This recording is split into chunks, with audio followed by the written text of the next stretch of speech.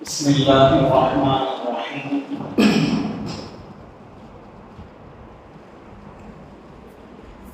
الحمد للہ رب العالمین والصلاة والسلام على سيد الأنبياء والمرسلين أما بعد أعوذ بالله من الشيطان الرجيم بسم الله الرحمن الرحيم ولله على الناس حج البيت من استطاع إليه سبيلا صدق الله العلي العظيم. معزز سامعین اکرام، قابل قدر بزرگوں اور عزیز دینی بھائی، میں تھوڑا قریب آ کر کے بیٹھ جائیں. اگر کوئی عذر ہو تو بات الگ ہے، ایک لگانے کی ضرورت ہو، ضعف ہو، کمزوری ہو، بیماری ہو تو بات الگ ہے، ورنہ قریب آ کر کے بیٹھیں. دعا فرمائیں کہ اللہ پاک مفید باتیں سنانے اور اس سے زیادہ اس پر عمل کرنے کی توفیق نصیب فرمائے.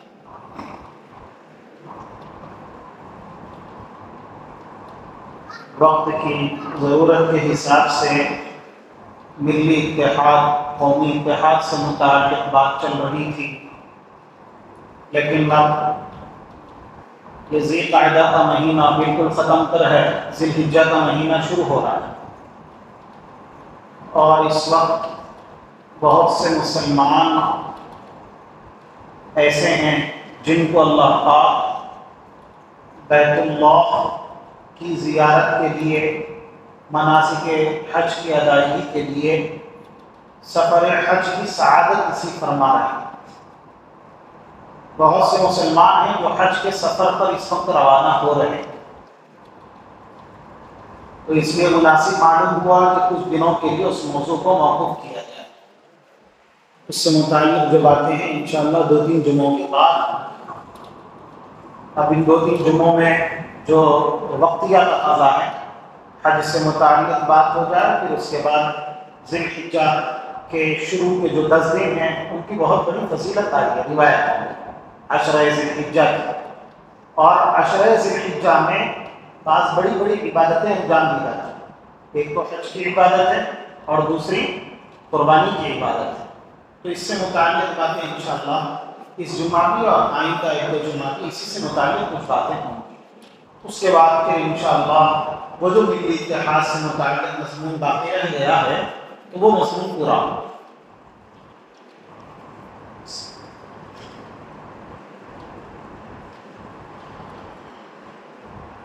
ہم سب جانتے ہیں مذہب اسلام میں ممتاز اور عظیم الشان جو عبادتیں ہیں وہ 5 ہیں. نماز ہے، روزہ ہے، زکوٰۃ ہے، حج. ٹھیک ہے، یہ 4 عبادتیں تو بہت زیادہ اہمیت رکھتی ہیں. نماز بھی ہم جانتے ہیں، روزہ بھی ہم جانتے ہیں، زکوٰۃ یہ ہر مسلمان جو صاحب استطاعت ہے اس پر فرض ہے، اس سے متعلق بھی بات آیا کرتی ہے. لیکن آج جس موضوع پر بات کرنا ہے وہ حج بیت اللہ ہے. حج کرنا یہ بھی اسلام کا عظیم الشان فریضہ ہے، اور یہ فریضہ ہر اس مسلمان پر عائد ہوتا ہے. ہر اس مسلمان پر حج کرنا فرض ہے جو بیت اللہ تک پہنچنے کی استطاعت رکھتا ہے، سکت رکھتا ہے، آسانی کے ساتھ وہ بیت اللہ تک پہنچ سکتا ہو، اور بیت اللہ جا کر کے پورا واپس آنے تک اس کی کفالت میں جتنے لوگ ہیں ان کی روزی روٹی کا بھی وہ انتظام کر سکتا ہو حج پر جانے کے باوجود، تو اس پر حج فرض ہو جاتا ہے. ہر اس شخص پر حج فرض ہے جو استطاعت رکھے بیت اللہ تک جانے کی، اور استطاعت میں جہاں اس کا اپنا خرچہ داخل ہے پورے واپسی تک کا، وہیں اس کی کفالت میں جتنے لوگ ہیں، اس کے بیوی بچے ہیں یا اس کے ماں باپ ہوں، جو بھی اس کی کفالت میں، جن کی وہ کفالت کیا کرتا ہے، جن کا خرچہ وہ اٹھایا کرتا ہے، تو ان سب کا واپسی تک کا خرچہ اس کے پاس موجود ہو تو اس کا حج فرض ہو چکا ہے. بالغ مسلمان ہے اور پھر اتنا مال اس کے پاس موجود ہے تو اس پر حج فرض ہو چکا ہے، اب اس کے ذمہ لازم ہے کہ وہ حج کرے۔ آج کل جہاں اور عبادتوں میں غفلت عام ہے، وہاں حج کے معاملے میں بھی غفلت عام ہے۔ ہاں، جو شوق پہلے زمانے میں دیکھنے کو ملتا تھا مسلمانوں میں، وہ شوق دیکھنے کو نہیں ملتا ہے۔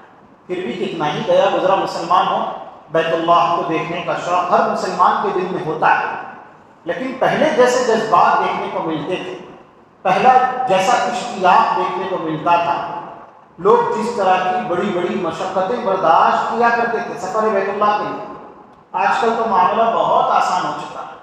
پہلے بیت اللہ تک سفر کرنے کے لیے قریب ہی میں 200 سال پہلے بھی دو سال بھی لگ جائے۔ آدمی نکلا ہے بیت اللہ کے سفر کے لیے، سفر کر رہا ہے، بیت اللہ پہنچ رہا ہے، پہنچ کے واپس آ رہا ہے تو کتنا وقت لگتا تھا؟ 2 سال کا وقت لگتا تھا، اور کبھی کبھی تو پہنچنے میں 2 سال لگ جائے، صرف پہنچنے میں، اور وہ بھی مشقتوں بھرا سفر ہوتا تھا۔ جو سفر ہوتا وہ بھی آسانی کا نہیں، اور لوگ موت کا سفر سمجھتے حج کے سفر کہ حج کے سفر پر جو روانہ ہوتا تو وہ یہ سمجھ کر روانہ ہوتا کہ میرے واپس آنے کی کوئی امید ہے۔ اس طرح کا سفر ہوا کرتا تھا، کیونکہ سفر کی صعوبتیں الگ، پھر ان صعوبتوں کو برداشت کرتے ہوئے جب وہ پہنچ جائے تو پہنچنے کے بعد وہ گویا حج بیت اللہ کے بعد واپسی کا بھی کوئی امکان گویا بہت کم نظر آتا تھا لوگوں کو۔ وہ موت کا سفر مان کر کے نکلا کرتے تھے، اور جب نکلتے تو بڑے شوق سے نکلتے، سب کے حقوق ادا کر کے نکلتے، اور جتنی مشقتیں پیش آتی ساری مشقتوں کو پوری رغبت کے ساتھ خوشی خوشی قبول کرتے اللہ کے لیے۔ یہ کیفیت ہوتی، اور اس زمانے کا سفر بھی بڑا صعوبتوں بھرا سفر ہوتا تھا، بڑا مشقتوں بھرا سفر ہوا کرتا تھا، لیکن لوگ برداشت کیا کرتے تھے۔ اور گویا کشتی کا جہاز ہے، کشتی کے جہاز میں بیٹھے ہوئے ہیں، پانی کے محتاج، ایک ایک گلاس پانی کو ترس رہے ہیں، پانی گویا قوت لایموت کے طور پہ مل رہا ہے، یہ کیفیت ہوا کرتی تھی۔ اور کبھی کبھی جہازوں میں، کشتی کے جہاز ہوا کرتے تھے پہلے، ہوائی جہاز تو ہوا نہیں کرتے تھے، تو جہاز کبھی لنگر انداز ہو جاتا، مناسب ہواؤں کا انتظار کرنا پڑتا، ایک مہینہ گزر گیا، پتہ نہیں ابھی جہاز کے نکلنے کا انتظام نہیں، انتظار کر رہے ہیں صحیح ہواؤں کا، اور لنگر انداز ہو گیا تو روزی ختم، روٹی ختم، کھانے پینے کا سامان ختم، اور گویا زندگی کے لالے پڑ رہے ہیں۔ ایسی مشقتوں کو برداشت کر کے لوگ پہنچتے تھے، اور جب بیت اللہ پہنچتے تو شکر ادا کرتے، اللہ کی بارگاہ میں خوب شکر کرتے، شکایتیں نہیں کرتے کہ اتنی مشقتیں ہم نے برداشت کی، بلکہ پہنچ کر کے شکر کرتے تھے، اللہ تیرا شکر ہے ہمیں دیدار نصیب ہو گیا، بیت اللہ کو ہم نے دیکھ لیا۔ اور کس کیف کے ساتھ، کس خوشی کے ساتھ وہ بیت اللہ کو دیکھتے تھے، بیت اللہ کا کیسا دیدار کرتے تھے، اور کیسا شکر ادا کرتے تھے، دل سے کس طرح کے شکر کے جذبات ان کے ہوتے تھے۔ آج کل وہ جذبات ہم کو دیکھنے کو نہیں ملتے، باوجود اتنی مشقتوں کے ان کے اندر جو جذبات تھے۔ آج معاملہ بہت آسان ہو گیا، آج تو معاملہ کچھ گھنٹوں کا رہ گیا، 5 گھنٹے 6 گھنٹے کا سفر، کوئی بہت دور دراز سے ہو تو 24 گھنٹے کا سفر، اس سے زیادہ کیا سفر ہے؟ ایک دن سے زیادہ تو سفر ہوتا ہی نہیں کسی حاجی کا، ایک دن کے اندر پہنچ جاتا ہے، گھنٹوں کی بات رہ گئی۔ لیکن اس کے باوجود جو اشتیاق پہلے زمانے کے لوگوں میں دیکھنے کو ملتا تھا، جو شوق، جو جذبہ پہلے زمانے کے لوگوں میں دیکھنے کو ملتا تھا، آج کے زمانے میں وہ شوق اور وہ جذبہ دیکھنے کو نہیں ملتا۔ یہ غفلت کی بات ہے، یہ دور ہونی چاہیے۔ ایک مسلمان کے دل میں حج بیت اللہ کا اشتیاق ہونا چاہیے، اللہ کے گھر کو پہنچنے کا اشتیاق ہونا چاہیے، شوق ہونا چاہیے، اور صرف شوق بھی نہیں۔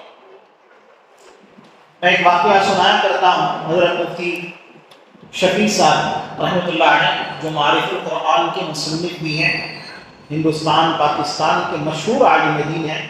پہلے تو وہ ہندوستان ہی میں رہتے تھے، لیکن جب تقسیم ہند کا معاملہ آیا تو وہ چلے گئے، اور پاکستان کے بالکل ٹاپ لیول کے آدمیوں میں ان کا شمار ہوا، مفتی اعظم پاکستان کہلائے۔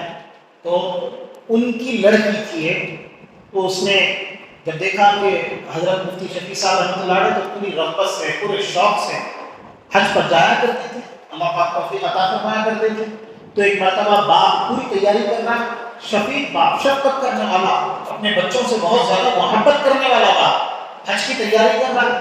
آپ کی بچی کی جو شادی شدہ بھی تھی، ہاں، لیکن ان کے جو شوہر تھے، اتفاق کی بات ہے، زیادہ کمایا نہیں کرتے تھے، ان کی انکم بہت زیادہ نہیں تھی، گزر بسر ایسی تنگی سے ہوا کرتی تھی. تو بچی کو بھی شوق ہوا باپ کو دیکھ کر، شوق ہوا تو بچی نے باپ سے کہا، کیا کہا کہ ابا جان، اللہ کا فضل ہے، کرم ہے، آپ کو حج بیت اللہ کی سعادت مل رہی ہے، آپ جا رہے ہیں حج بیت اللہ کے سفر پر، میرے لیے بھی دعا کیجیے کہ مجھے بھی اللہ پاک کی سعادت نصیب فرما لے، میں بھی حج کروں، میرا بھی دل چاہتا ہے.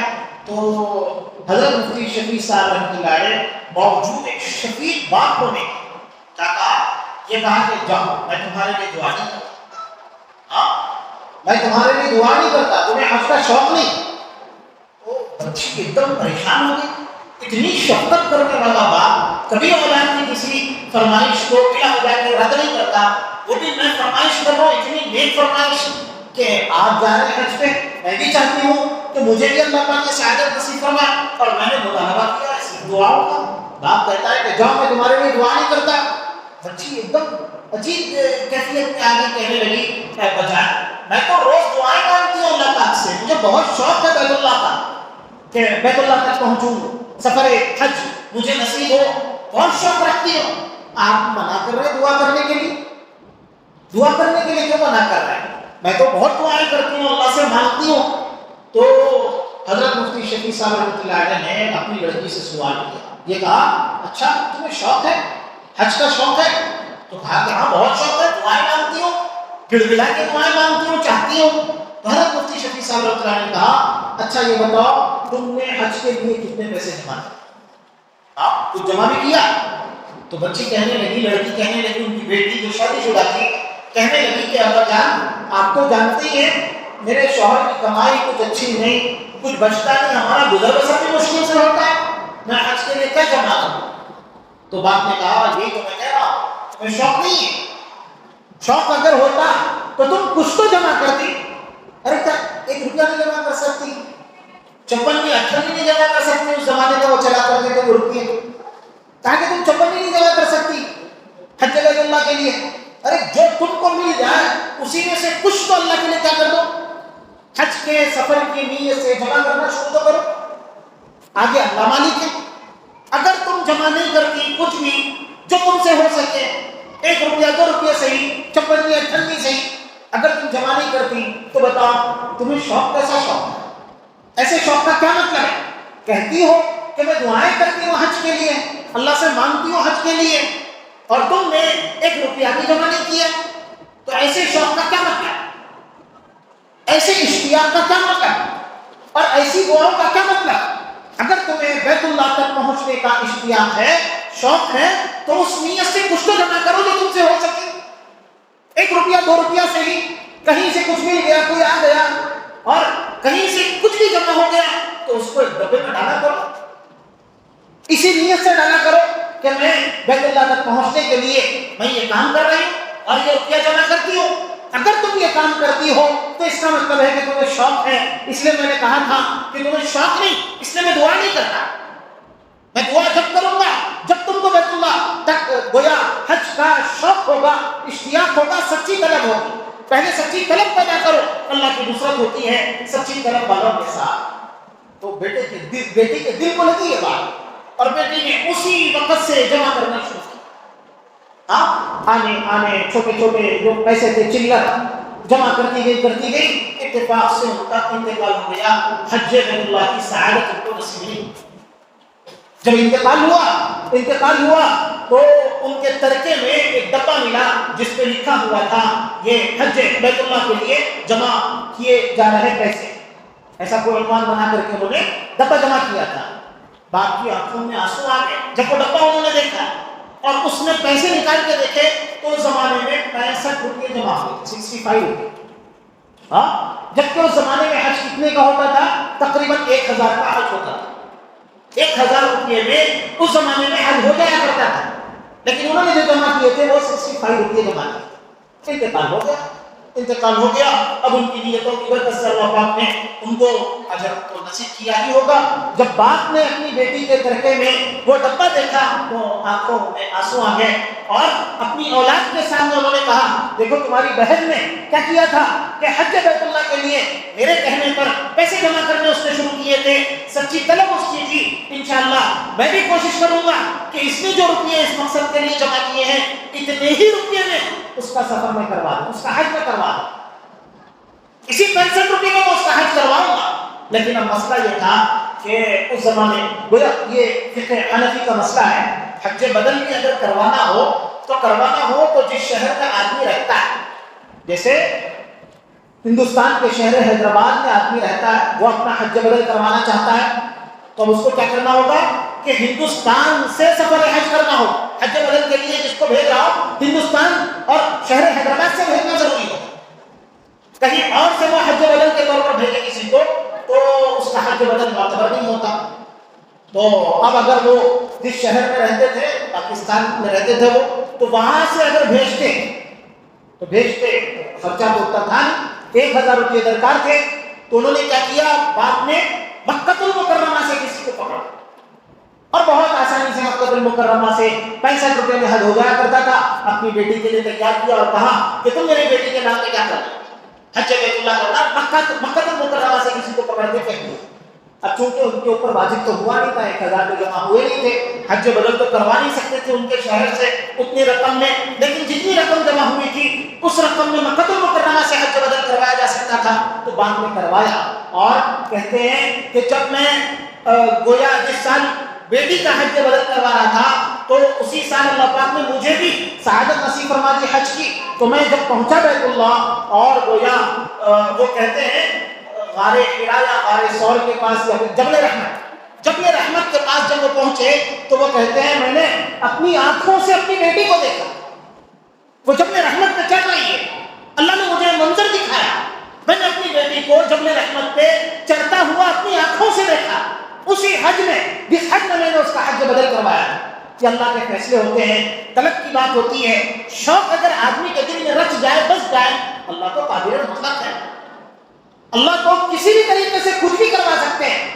تو باپ کا خود بیان ہے، حضرت مفتی شفیع صاحب کا بیان ہے، میں نے اپنی آنکھوں سے جبل رحمت پر چڑھتے ہوئے اپنی بیٹی کو دیکھا۔ تو یہ طلب کی بات ہے، یہ شوق کی بات ہے۔ تو ہر مسلمان کے دل میں بیت اللہ تک پہنچنے کی طلب بھی ہونی چاہیے، شوق بھی ہونا چاہیے، اور طلب سچی ہونی چاہیے۔ صرف دعائیں نہیں، دعائیں تو کرنا ہی کرنا ہے، لیکن دعاؤں کے ساتھ ساتھ جو ہو سکے وہ تدبیر، جتنی ہو سکے اتنی تدبیر، جتنا ممکن ہو، جتنا اپنی استطاعت میں ہو، جو بندہ کر سکتا ہو اتنا کر کے کیا کرے، وہ گویا تدبیر بھی اختیار کرے۔ آج کل ہم لوگوں میں بڑی غلط فہمیاں ہیں، ہم لوگ یہ سمجھتے ہیں جب تک داڑھی کے بال سفید نہیں ہوں گے پہلے اپنا مکان بنانا ہے، شادیاں کرنی ہے۔ ہاں، کوئی یہ سمجھتا ہے کہ جب تک میری شادی نہیں ہوگی، یا کوئی یہ سمجھتا ہے کہ جب تک میرے والدین حج نہیں کریں گے میں کیسے حج کر سکتا۔ ہاں، یہ سب غلط فہمی ہے۔ شرعاً جس کو اللہ پاک نے استطاعت نصیب فرما دی حج بیت اللہ تک پہنچنے کی، جس کی ملکیت میں اتنا مال آ گیا 6-7 لاکھ روپئے جس کی ملکیت میں آ گئے، ہاں، تو اس پر حج بیت اللہ فرض ہوتا ہے۔ تو فرض کرو کہ ماں باپ کو ابھی اتنا روپیہ پیسہ نہیں ملا، لیکن بیٹے کے پاس آ گئے، کسی طرح آ کے کسی نے گفٹ کیا، یا اس کو بہترین جاب لگ گئی، نوکری لگ گئی، ہاں نوکری لگ گئی، اس کی ملکیت میں آ گئے، تو اب حج کس پر فرض ہے؟ جس طرح ہر ایک کی نماز الگ الگ فرض ہوتی ہے، اسی طرح ہر ایک کا حج بھی الگ الگ فرض ہوتا ہے۔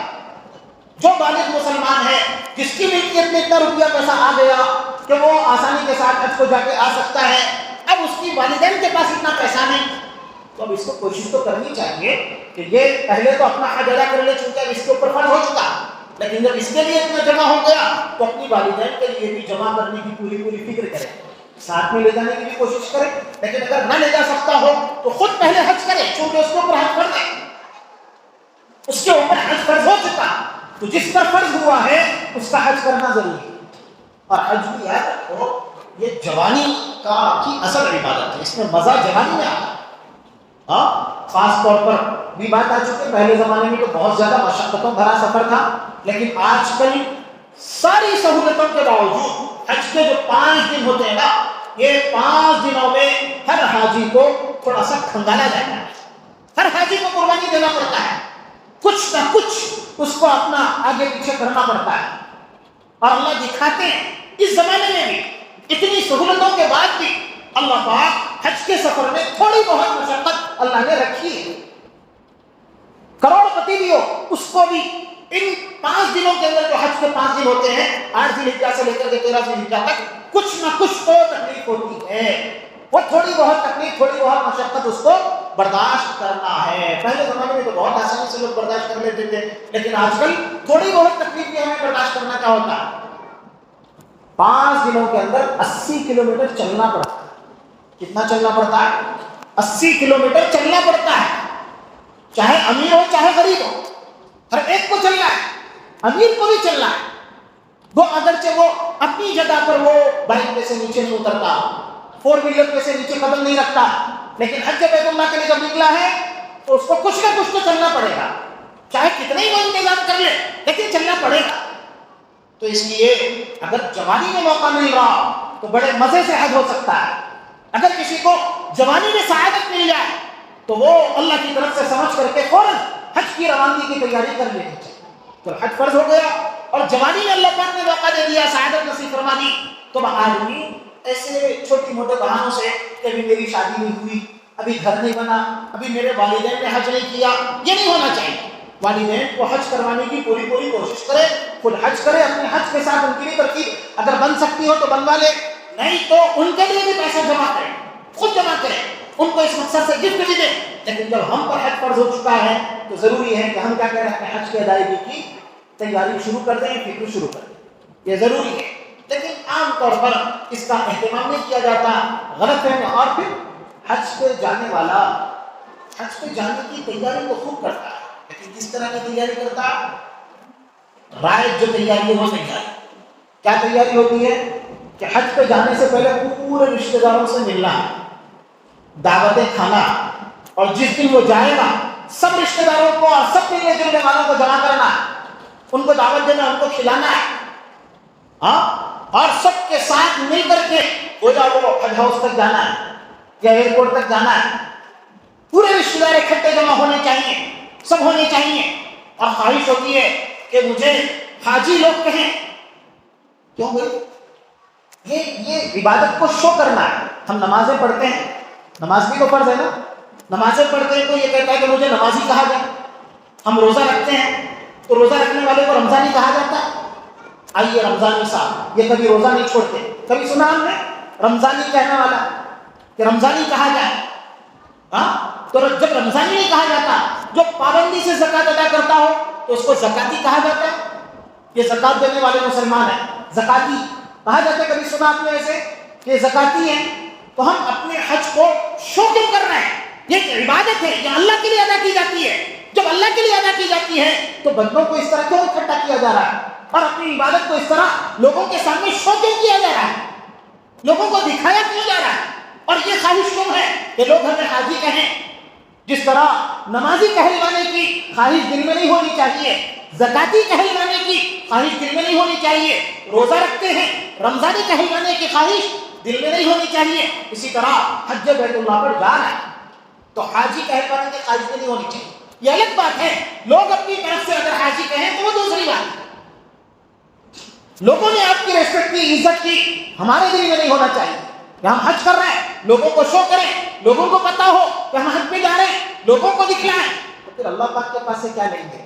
یہ اصل تیاری نہیں ہے. اصل تیاری کیا ہے؟ جب اللہ پاک نے کسی کو حج کی سعادت کی توفیق عطا فرما دی تو اسے کیا کرنا چاہیے؟ فضائل معلوم کرنے چاہیے، مسائل سیکھنے چاہیے، موقع کی دعائیں سیکھنی چاہیے. یہ اصل تیاری ہے. اگر کوئی شاپنگ کے لیے جا رہا، کیا کیا چیزیں خریدنی ہے، اس کے دماغ میں پورا ہے، منصوبہ بنا ہوا، وہ چاہتا ہے کہ میں یہ چیزیں جو میری ضرورت کی ہے میں لے کے آؤں. اس کے ساتھ کوئی ایک اور کمپنی لینے کے لیے آ جائے. کمپنی لینے کے لیے تم بازار جا رہے ہو، تمہارے ساتھ میں بھی آؤں گا، لیکن اس کا مقصد کیا ہے؟ صرف کمپنی لینا. اس کا مقصد کلیئر نہیں ہے. اس کے دماغ میں کچھ خریدنا کرنا کچھ بھی نہیں ہے، ساتھ میں چلا گیا، ساتھ میں گیا تو جو گیا ہے بازار خریداری کے لیے وہ تو بازار کا تھیلی بھی لے کے جائے گا، اور جو جو چیزیں لینے کی ہیں اس کی پوری ترتیب اس کے دماغ میں ہوگی، وہ جائے گا چیزوں کو ڈھونڈے گا نکالے گا اور پھر اس کی قیمت ادا کرے گا، اپنی تھیلی میں جمع کرے گا، جمع کر کے لے کے آئے گا۔ لیکن جو صرف کمپنی دینے کے لیے گیا ہے، جس کا کوئی خاص مقصد نہیں، پکنک کے لیے تفریح کے لیے ساتھ دینے کے لیے ایسے ہی چلا گیا کسی کے ساتھ، تو اس کے ساتھ نہ تھیلی ہوگی نہ وہ پلان کے ساتھ کوئی چیز خریدے گا، کوئی چیز جمع کرے گا، ساتھ میں جائے گا ساتھ میں واپس آئے گا، اس کے پاس تھیلی تک نہ ہوگی، اور تھیلی بھی نہیں تو تھیلی میں لایا کیا ہوگا؟ ہاں تو اب حج پر جائیں تو بس کچھ پتا نہیں، بے مقصد، جیسے کمپنی لینے کے لیے چلا گیا اس طرح حج کے لیے جائیں تو پھر خالی ہاتھ واپس آئے۔ حج کے لیے جا رہے ہیں تو جاتے ہوئے ہمیں پوری منصوبہ بندی کرنی چاہیے، فضائل بھی معلوم کریں، مسائل بھی معلوم کریں، دعائیں بھی سیکھیں، اور جب جائیں تو کسی فرض کے اندر کوئی کوتاہی نہ ہو، کسی واجب میں کوئی کوتاہی نہ ہو، سنت کے مطابق پوری ترتیب سے ہمارا حج ادا ہو، اس کی فکر اصل کرنی ہے۔ تاریخ معلوم کریں مکہ المکرمہ کی، مدینہ المنورہ کی، وہاں کے اطراف و اکناف علاقوں کی، اللہ کے نبی محمد مصطفیٰ صلی اللہ علیہ وسلم کے زمانے میں اس وقت وہاں کے جو واقعات تھے ان واقعات کو معلوم کریں، تاکہ وہ شوق ہو، وہ رغبت ہو، اور حج کا سفر تو عشق کا سفر ہے، محبت کا سفر ہے۔ اللہ پاک نے محبت کا مادہ ہر انسان کے دل میں فطری طور پر رکھا ہے، اور اللہ نے کہا ہے کہ محبت کرنا، عزت دینا تو سب سے زیادہ اللہ کو محبت دینا، اللہ کو عزت دینا، اور کسی فانی چیز کے پیچھے اور اپنی زندگی کو فنا نہیں کرنا، ختم نہیں کرنا، اپنے دل میں اللہ کے علاوہ کسی اور کو اللہ سے زیادہ اللہ کے اوپر فوقیت دیتے ہوئے اپنے دل میں نہیں بٹھانا۔ سب سے زیادہ محبت کس سے کرنا ہے؟ اللہ سے جب محبت کرنا ہے، بندے کے دل میں جب اللہ کی محبت ہوگی، اللہ کی محبت ہوگی تو جس کی محبت ہوتی ہے بندہ چاہتا ہے کہ میں اس کو دیکھوں، میں اس سے باتیں کروں، دیوانہ وار میں کیا کروں کہ اس سے اپنے عشق کا، اپنی محبت کا اظہار کروں۔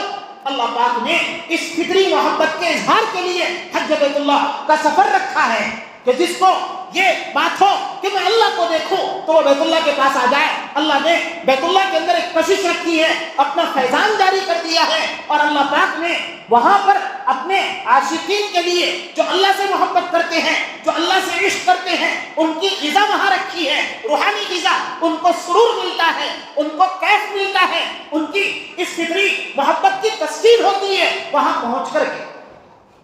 اسی لیے کیا ہے کہ جب کسی کو یہ دل چاہے کہ میں جس سے محبت کرتا ہوں اس کو گلے رکھتا اور اس کے اطراف میں گھومتا ہوں، حج کی عبادت بھی ایسی ہی ہے کہ دیوانہ وار آدمی کیا کرتا ہے، احرام باندھ لیتا ہے تو وہ عشق کا اظہار کر رہا ہے، ساری چیزوں کو ترک کر دیتا ہے، بہت سے ممنوعات احرام ہوتے ہیں، بیت اللہ کے اطراف میں چکر لگا رہا ہے جیسے کوئی دیوانہ چکر لگاتا ہے، یہ عشق و محبت کا اظہار ہے۔ ہاں، اور اسی وجہ سے دیکھ لو کہ کتنے مکانات ہیں دنیا میں جو بہت زیادہ عزت رکھتے ہیں، جن کو دیکھنے کی خواہش ہر انسان کے دل میں ہوتی ہے۔ کتنے مکانات ہیں ایسے؟ ہاں، ہمارے ہندوستان میں بھی بہت سی ایسی قدیم عمارتیں ہیں جن کو دیکھنے کا اشتیاق آدمی کے دل میں ہوتا ہے، اور کوئی مکان ایسا ہوتا ہے جس کی دنیا میں بہت زیادہ اہمیت ہوتی ہے۔ ہم میں سے کسی کو اگر وائٹ ہاؤس جا کر کے دیکھنے کا موقع ملے تو ہمیں خوشی ہوگی کہ نہیں ہوگی؟ کتنی خوشی ہوگی! وائٹ ہاؤس جس کا نام پوری دنیا میں مشہور ہے، ہر ایک جانتا ہے کہ دنیا کے جو بڑے بڑے فیصلے ہوتے ہیں وہ وائٹ ہاؤس سے ہوتے ہیں، ہر ایک چاہتا ہے کہ میں اپنی آنکھوں سے دیکھوں، لیکن جس کو توفیق مل گئی جو چلا گیا تو وہ خوشی خوشی لوگوں کو کہے گا، بتائے گا کہ دیکھو میں وائٹ ہاؤس جا کے آیا۔ لیکن جو بندہ وائٹ ہاؤس پہنچے گا اس کی اہمیت کی وجہ سے دیکھے گا، دیکھ کے جب واپس آئے گا تو بتاؤ کیا اس کی وہ کیفیت ہوگی کہ وہ وائٹ ہاؤس کو چھوڑتے ہوئے روئے، آنکھوں میں آنسو آئے کہ میں آیا تھا، شوق تھا، زندگی میں دیکھ لیا، اب میں وائٹ ہاؤس کو چھوڑ رہا ہوں، اس لیے میں روتا ہوں، میری آنکھوں میں آنسو آ رہے ہیں۔ کبھی دیکھا آپ نے کسی قدیم تاریخی عمارت کو آپ پہنچ گئے جو فیمس ہے، مشہور ہے، گولکنڈہ قلعہ ہو یا کوئی اور ہو، چار مینار ہو یا پھر کچھ بھی ہو، یا دنیا کے مشہور جو مقامات ہیں وہاں پہنچ گئے، پکنک آپ نے کی، تفریح آپ نے کی، واپس آ رہے ہیں، واپس آتے ہیں آنکھوں میں آنسو آتے ہیں، نہیں بھر آتا ہے۔ لیکن کسی بھی مسلمان سے پوچھیے جو بیت اللہ کا سفر کرتا ہے اور واپسی کا جب وقت آتا ہے اس کا دل بڑھاتا ہے، آنکھوں میں آنسو جاری ہو جاتے ہیں اور خواہش پیدا ہوتی ہے، اے اللہ ایک مرتبہ میں یہاں آ گیا، دوسری مرتبہ بھی مجھے موقع ملے۔ گئے گزرے ہر مسلمان کی یہ خواہش ہوتی ہے، یہ اللہ کی محبت کا ایک اظہار ہے۔ وائٹ ہاؤس کی محبت کسی کے دل میں اتنی زیادہ نہیں ہوتی جتنی زیادہ بیت اللہ کی محبت ہوتی ہے۔ اسی لیے گئے گزرے مسلمان کو بھی سفر حج کے بعد جب وہ اپنے وطن واپس ہوتا ہے، بیت اللہ کو چھوڑتا ہے، بے ساختہ اس کی آنکھوں میں آنسو آ جاتے ہیں۔ یہ اللہ کی محبت کی وجہ سے ہے۔ یہ چونکہ اللہ نے اس کو اپنی محبت کا ایک گویا اپنی رحمتوں کا، اپنے فیض کا کی ایک جگہ بنا دی، پرکشش بنا دیا، اور اللہ پاک نے اس کو چن لیا بیت اللہ کو، اور اللہ کو خود اپنے آپ کو اللہ نے چھپا دیا نا۔ اللہ کو تو کوئی دیکھ نہیں سکتا، اس دنیا میں اس کائنات میں رہتے ہوئے نہ کوئی دیکھ سکتا ہے نہ کوئی دیکھا ہے سوائے اللہ کے نبی حضرت محمد مصطفیٰ صلی اللہ علیہ وسلم کے۔ لیکن ہم میں سے ہر مسلمان اللہ کی محبت اپنے دل میں رکھتا ہے، تو اس محبت کی تسکین کے لیے جب بیت اللہ جاتا ہے تو یہ کیفیت ہوتی ہے، یہ ایک کیفیت پیدا ہوتی ہے۔ جب آتا ہے تو بے ساختہ رونا آتا ہے۔ اللہ پاک ہم میں سے ہر ایک کو حج بیت اللہ کی سعادت نصیب فرمائے اور اس سفر کی توفیق نصیب فرمائے، اور اس کے لیے جتنا ہو سکے تیاری کرنے کی بھی توفیق نصیب فرمائے، اور جب سعادت مل جائے تو مسائل معلوم کرنے کی بھی توفیق نصیب فرمائے، اور ہر طریقے سے اس عبادت کو سیکھ کر کے سنت کے مطابق ادا کرنے کی توفیق نصیب فرمائے۔ آمین وآخر دعوانا الحمدللہ۔